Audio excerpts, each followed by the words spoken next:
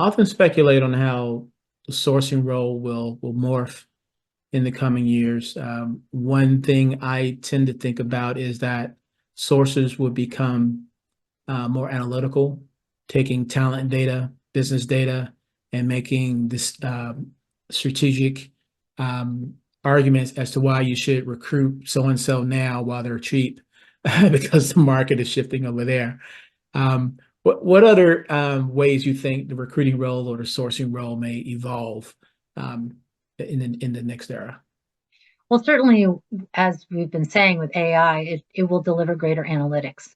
So we'll be able to say that based upon this person's background, the kinds of experience they have, the skills that they have, maybe the schools they went to, their rate of promotion, the levels of responsibility have, they'll be able to synthesize all that data and distill it into a way that we can better predict, okay, this person has a greater chance of success.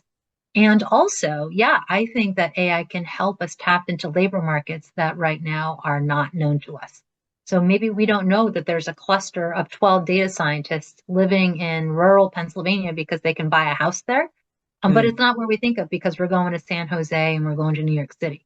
And maybe they can help us identify where these pockets of talent are because we're increasingly dispersed, because it's really hard to find one person who's living in rural Pennsylvania versus fishing in a pond of 1,000 people, but Google's got that locked down.